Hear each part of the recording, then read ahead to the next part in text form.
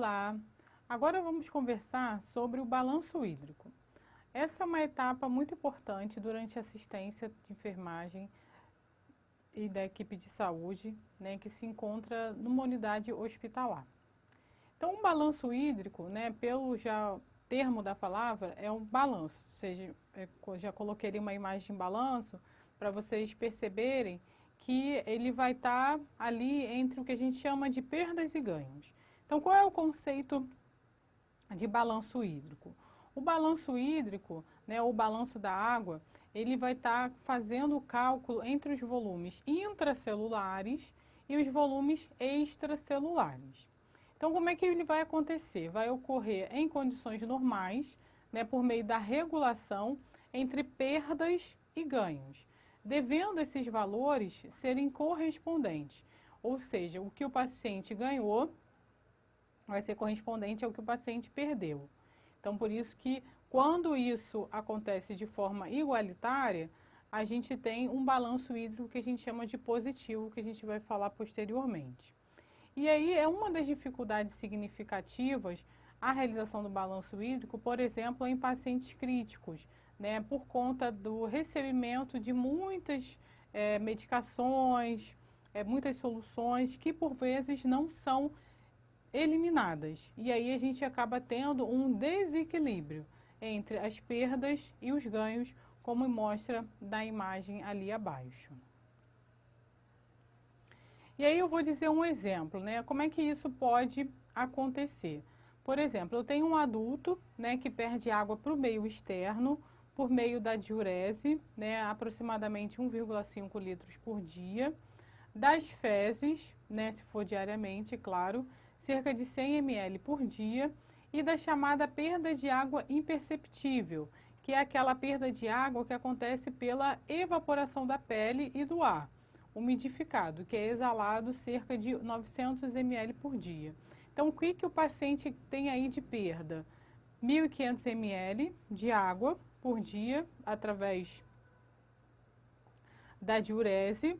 Eu tenho mais dos 1.500, eu tenho mais 100 ml por dia, que pode ser proveniente das fezes. E eu tenho a perda de água pela evaporação da pele, que pode acontecer pelo suor, né, por secreções, por diversos fatores. E aí isso usualmente vai ser calculado no valor médio de 900 ml por dia. E aí o que eu tenho? Dessa maneira, para eu conseguir repor essas perdas diárias, lembrando de 1.500 mais 100 mais 900. Então o paciente vai necessitar repor essa quantidade de líquidos que ele perdeu. Então, de acordo com esse quadro desse paciente, para ele conseguir repor as suas perdas diárias, um adulto deve ingerir aproximadamente 2,5 litros de água proveniente de líquidos e alimentos, que vai ser acrescida à geração de água endógena, cerca de 300 ml mais ou menos por dia, por meio do metabolismo. E aí a gente vai ter um balanço, né, entre perdas e ganhos. Assim ocorre o equilíbrio entre 2,5 litros ganhos e os 2,5 litros perdidos, sendo esses valores, né, considerados, uma vez que ocorre uma enorme variação de indivíduo para indivíduo. Então, cada um vai se comportar de uma forma diferente. Algumas pessoas podem ingerir uma quantidade maior, pode ingerir 3 litros, podem não perder 1,5 litros, podem perder mais, pode perder menos. Então, cada indivíduo vai ter um organismo que vai se comportar de forma diferenciada. E aí, qual que é importante durante o balanço? Né? A gente prestar atenção nessas eliminações. A gente sabe que a urina vai ser a principal via, né, de perda de líquidos, mas a gente tem outras condições patológicas que também podem ser fontes de perda, como, por exemplo, o suor em excesso, né, principalmente quem pratica atividade física, faz corrida, vai perder muitos líquidos através do suor. Quando a pessoa está apresentando quadros de febre, aumento de perdas gastrointestinais, como por exemplo diarreia, vômitos, ou uma drenagem nasogástrica, né, por meio de alguma sonda, ele também vai estar perdendo líquidos, vai estar apresentando perdas gastrointestinais. Ou o que pode acontecer são as perdas eficazes do compartimento intravascular, né, para o terceiro espaço, ou em casos de derrames pleurais ou derrames peritoneais. Então, a gente também pode ter perdas nesse sentido. Outra questão importante são as doenças hepáticas e queimaduras, que fazem com que os pacientes percam muitos líquidos, fiquem desidratados. Então, além da perda da urina, que é a mais importante, a gente tem outros tipos de perdas que também podem acometer o paciente.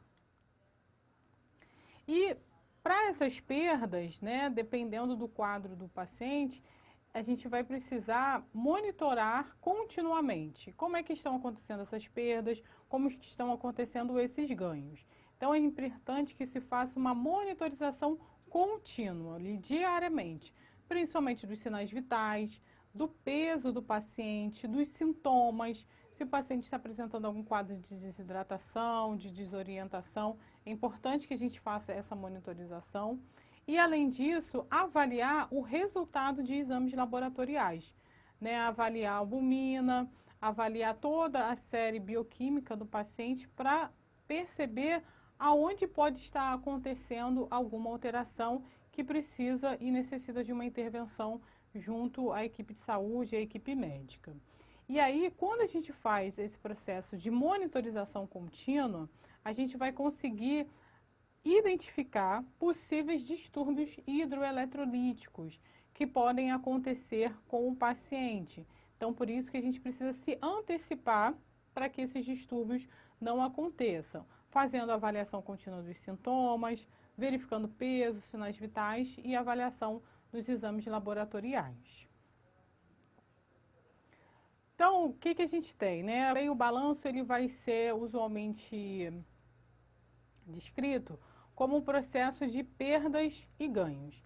Então, o que seria o ganho, né? O ganho é a entrada, né? Entrada de líquidos, como por exemplo, água para hidratação, o soro fisiológico para hidratação venosa, nutrição enteral, né? Que ele pode receber pela sonda nasointeral, pela sonda orointeral ou por uma gastrostomia, por exemplo.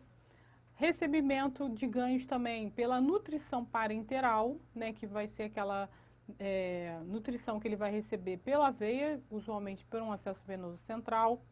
Líquido para lavar sonda enteral, então antes de fazer a administração de uma dieta enteral, você vai fazer a lavagem do sistema, tanto antes quanto depois. Então, contar esses ml que você vai colocar para fazer a lavagem, né, do sistema, como ganhos também.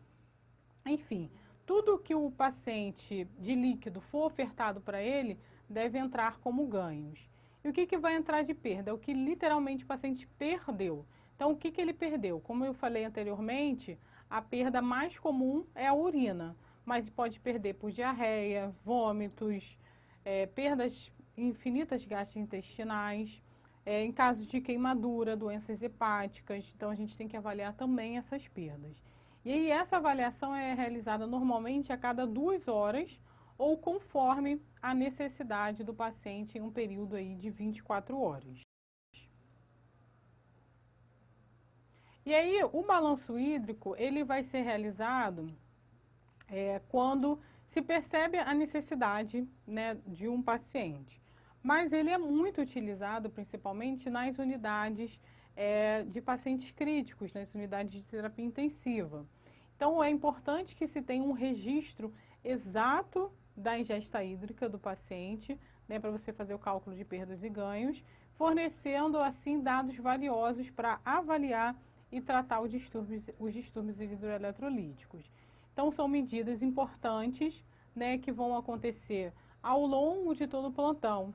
E aí, no final do plantão, é importante que você feche aquele balanço, principalmente para quem ficou no plantão ali de 12 horas, porque aí nas próximas 12 horas vai ser feito um cálculo a partir daquelas 12 horas iniciais, por exemplo, de quem ficou no serviço diurno. E aí há a possibilidade de realização de totalizar parcialmente, né, como eu falei, de 12 em 12, ou fazer de intervalos menores de 6 em 6, mas sempre pegando o gancho de 24 horas. E aí o paciente, quando está criticamente doente, ele pode necessitar de um controle hídrico horário, né? Às vezes de hora em hora, ou a cada 2 horas, ou a cada 4 horas, vai depender do quadro clínico do paciente. E aí a gente tem um exemplo prático aqui sobre essas perdas e ganhos. Então, eu tenho um exemplo, tenho um caso, né? O paciente recebeu 2.200 ml em 24 horas e perdeu 1.800 ml, também nas 24 horas.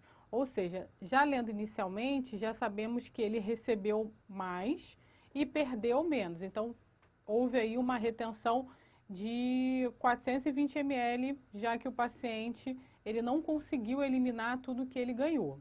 Então, o cálculo é simples, basta subtrair os ganhos pelas perdas. Então, eu tenho 2.200 ml menos 1.800, então eu tenho 320 ml, como eu falei. Então, esses 320 ml foi a quantidade de líquidos que ele não perdeu. Ele ganhou 2.200, mas perdeu 1.800, ou seja, faltou ganhar aí pelo menos, perder aí pelo menos 320 ml. Então, o balanço hídrico desse paciente deu positivo. Quando a gente fala que o balanço hídrico é positivo, que significa que os ganhos foram maiores que as perdas. Ou a gente poderia ter o balanço hídrico que a gente chama que o valor deu negativo, que significa que ele perdeu mais do que ele ganhou. E aí vai ser importante a gente avaliar cada quadro de paciente, se é importante as perdas, como é que vão ser avaliadas as perdas e como é que vão ser avaliados os ganhos. Então, nesse caso desse paciente, a gente teve um balanço hídrico positivo, já que a perda, né, ele não perdeu mais do que ele ganhou. Ele ganhou mais, né, mas não perdeu nessa quantidade que ele recebeu de líquidos. Lembrando que isso nas 24 horas. Então, a discussão. Vamos considerar, então, que esse paciente, no caso, que teve o exemplo anterior, ele é um nefropata, por exemplo, tem uma insuficiência renal crônica e realiza diálise 3 vezes por semana. Então, os ganhos serão drásticos para esse paciente, uma vez que ele não tem capacidade de filtrar adequadamente o volume que ele recebe. Agora, imagine que esse paciente também possui, além da insuficiência renal crônica, ele possui uma insuficiência cardíaca e o balanço hídrico apresenta-se todos os dias positivo, ou seja, os ganhos maiores que as perdas. E aí o que eu vou ter? Significadamente vou ter alterações, tanto no débito cardíaco quanto na perfusão, em decorrência da quantidade de volume e incapacidade da bomba cardíaca. Todavia, é interessante a gente lembrar que o balanço hídrico ele vai depender muito do que a gente tem de proposta terapêutica, né, da equipe multidisciplinar de saúde, de modo que, após uma perda significativa que o paciente apresentar, a meta será manter um balanço hídrico sempre positivo. E aí sempre lembrar, se eu tenho um balanço hídrico positivo, eu tenho os ganhos maiores que as perdas. E assim vai ser a lógica. Então, o balanço hídrico ideal é conforme a necessidade do paciente. Então, como eu falei anteriormente, né, tem o positivo e tem o negativo. De acordo com o quadro do paciente, de acordo com a necessidade terapêutica dele naquele momento, pode ser positivo, né, ter o balanço positivo, ou pode ser negativo, ter o balanço negativo. Então, a gente tem que avaliar cada quadro do paciente e as suas necessidades terapêuticas. E aí, aqui tem um exemplo, né, de como a gente pode estar registrando esse controle hídrico. E aí eu tenho um exemplo. Assumimos o plantão às 7 da manhã. A equipe SM nos passou o caso do senhor José, que é um pós-operatório de colecistectomia, ainda em dieta zero, recebendo o aporte venoso de soro glicosado a 10%. Soro glicosado ainda está em curso, né, por bom infusor a 21 ml hora e tem uma solução restante de 350 ml. Observando o balanço hídrico da noite anterior, às 8 horas da manhã, o médico verifica que que o paciente apresentou baixo débito urinário e iniciou uma hidratação de soro fisiológico a 0,9%, 1000 ml nas 24 horas. E aí, às 10 horas, foi também administrada antibiótico-terapia. Então, tudo que eu falei, soro glicosado 10%, soro fisiológico 1000 ml nas 24 horas, meropenem 1 grama diluído em 100 ml. Tudo isso vai entrar no quadro ali do lado esquerdo, que são as entradas ou ingestas. E aí eu tenho ali soro glicosado 350, soro fisiológico, que vai entrar ali 1000 ml nas 24 horas, e a medicação eu tenho o meropenem, que foi diluído em 100 ml. Então tem que acrescentar ali 1000 ml de soro fisiológico, mais a medicação, que é o meropenem. E aí vai fazer o acompanhamento desse paciente de débito, colocar diurese, ali nesse quadro está em horária. Então vai colocar diurese horária e se esse paciente apresentar um dreno de Blake após esse pós-operatório. Então a gente vai ter sempre o lado de entradas e saídas, ou ganhos e perdas. E aqui o exemplo, colocando ali o 350 ml do soro glicosado, em sequência o soro fisiológico a 0,9. Ali eles colocaram, o que pode fazer nos 1000 ml nas 24 horas? Colocar 500 de 12 em 12. Pode ser o que possivelmente foi instalado nesse paciente. E ali de medicações entrou 100 ml, que foi diluído o meropenem, que é o antibiótico, e o Lasix, que também foi utilizado ali, possivelmente 12 ml. Ele é uma ampola de 2 ml, foi diluída em 10 ml, possivelmente de soro fisiológico. Então, ali se colocou o que foi ingerido de soro glicosado, o que foi ingerido de soro fisiológico e o que foi ingerido de medicações. Então, ali do lado contrário, eu vou ter as perdas. O que ele teve de perda ali de diurese? 800 ml de diurese e drudeno de Blake 250. Então, a gente vai fazer um cálculo, um balanço parcial de entrada e saída. De entrada, eu tive parcial 448 ml menos 1050, que foi em relação às perdas da diurese e drudeno de Blake. Então, o que eu tenho? Um menos 612, o que significa um balanço negativo, onde as perdas foram maiores que os ganhos. Então, quando você tiver o seu instrumento que for utilizado na sua instituição, vai estar lá indicando se o paciente, ele teve um balanço positivo ou um balanço negativo. Aí você vai falar, teve um balanço negativo. Por que teve um balanço negativo? Porque ele teve mais perda do que ganho. E aí, no caso contrário do exemplo anterior, a gente teve um balanço positivo. E aí, por que um balanço positivo? Porque eu tive ganhos superiores às perdas. Tá? É importante sempre a gente relacionar quando a gente obter os valores finais. Então, cada paciente ele vai ter uma meta terapêutica, como eu falei anteriormente. Então, pode ser que para aquele paciente um balanço positivo seja o melhor para ele, ou em outras situações não. Então, dependendo da condição do paciente, das metas terapêuticas, das respostas às intervenções, o balanço hídrico ele pode ser neutro, ou seja, igual o que entrou, igual o que saiu, entrada igual saída, ou ele pode ser positivo, eu tenho uma entrada maior do que a saída, e o negativo, a saída foi maior do que a entrada. Então, o balanço hídrico de 24 horas, ele vai ser correspondente à ingesta total e menos o débito total que o paciente estiver apresentando no momento. Então, o ideal é que a gente possa sempre comparar o peso seco do paciente diário para avaliar as últimas 24 horas. Então, é importante que a gente tenha disponível nas unidades balança, algumas camas, alguns leitos já têm uma possibilidade de pesar o paciente também, para que a gente possa fazer essa avaliação contínua para tudo bater. O balanço, o peso seco diário do paciente e o peso que comumente ele já apresentava. E aí, o que pode ter acontecido com esse paciente? Né, o senhor José, né, que fez a colecistectomia, ele obteve melhora e já caminha pela unidade intermediária. Então, o seu balanço hídrico das últimas 24 horas foi de mais 400 ml. Então, lembrando que no exemplo anterior, assim que ele foi internado, ele teve um balanço negativo de menos 600 e alguma coisa. Já agora, já revertendo o quadro, obtendo diferentes metas terapêuticas, ele já alcança um balanço positivo de mais 400 ml.